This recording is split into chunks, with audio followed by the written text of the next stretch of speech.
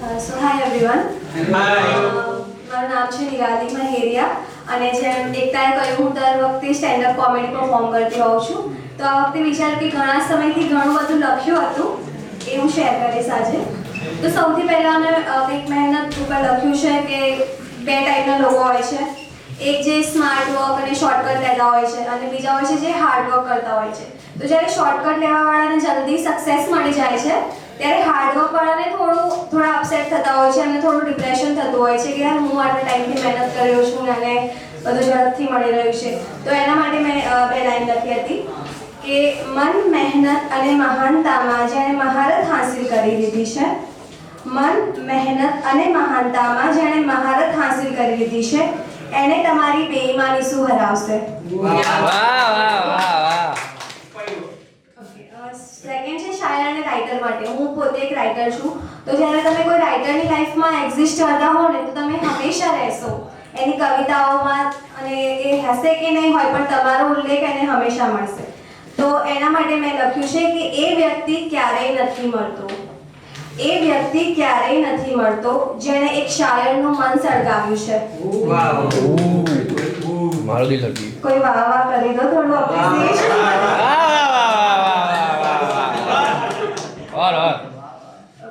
Next છે ignorance. ઘણા લોકો આપણે ઇગ્નોર કરતા હોય છે, આપણે ઘણા લોકોને ઇગ્નોર કરતા હોઈએ છીએ. તો એના માટે છે કે કોઈને એટલી પણ અવગણના ના કરવી, કોઈની એટલી પણ અવગણના ના કરવી કે પાછળથી પછી તમે રડો ને તો પણ તમારી ગણના ના થાય.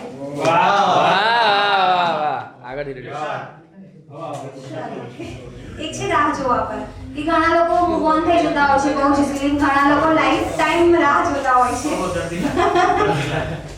જે લોકો હંમેશા એક જગ્યાએ સ્ટક થઈ જતા હોય છે, મૂવ ઓન નહીં થઈ શકતા, તો એવા જ એક શાયર મેં લખી છે કે એક એ છે જે પાછો આવવાથી રહ્યો, એક એ છે જે પાછો આવવાથી રહ્યો અને એક હું છું આખી જિંદગી ત્યાં જ બેઠી રહી.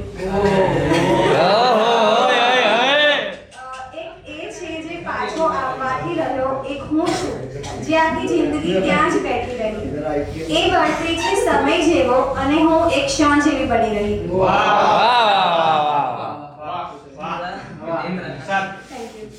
નેક્સ્ટ છે રાધા અને રૂકમણી વાળું, જે કોઈનાથી ઇન્સ્પાયર થઈને મેં લખ્યું છે કે ના રાધાનો પ્રેમ ના રૂકમણીનો અધિકાર માંગુ છું, ના રાધાનો પ્રેમ ના રૂકમણીનો અધિકાર માંગુ છું, માત્ર તારી પાસે તારા સમયનો એક હિસ્સો માંગુ છું.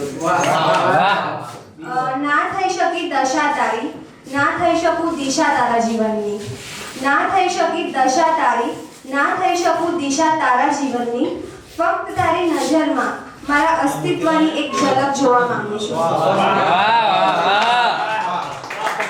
દીક ગઈ ઝલક. હવે નેક્સ્ટ છે મારા જેવી જે થોડી એરોગન્ટ છોકરી હોય, ઇગોઇસ્ટિક હોય છે. અહંકાર અને સ્વાભિમાનથી ભરેલી એ છોકરી, અહંકાર અને સ્વાભિમાનથી ભરેલી એ છોકરી પણ કોઈના ખાતર નજરોમાં પોતાની વારંવાર નીચે ઉતરી છે. હવે નેક્સ્ટ એ છે કે ક્યારેક તમે ઓવર એક્સપ્લેન કરતા હોવ છો લોકોને. ઘણા લોકોની આદત હોય છે ઓવર એક્સપ્લેનેશન આપવાની. પછી તમારા લાઈફમાં એ પોઈન્ટ આવી જાય કે તમને એમ થઈ જાય કે નાવ IDGAF વાળો એટીટ્યુડ આવી જાય કે જેને જે વિચારવું હોય વિચારો, મને કોઈ જ ફરક નથી પડતો. તો એના માટે મેં લખ્યું છે કે મારા જીવનની હું એકમાત્ર ગવાહ છું, મારા જીવનની હું એકમાત્ર ગવાહ છું, મને તમારા કોઈની સાબિતીની હવે જરૂર નથી. તો સ્ટેન્ડઅપ કોમેડી મારો બેકગ્રાઉન્ડ છે, હું એક પણ ફની ના લખું તો પછી ના ચાલે. તો એટલા માટે જ એક ફની પણ લખી છે કે પરમનન્ટ પાસવર્ડ બનાવી લેતી હું તને, પરમનન્ટ પાસવર્ડ બનાવી લેતી હું તને, પણ તારા તો લક્ષણ જ OTP જેવા.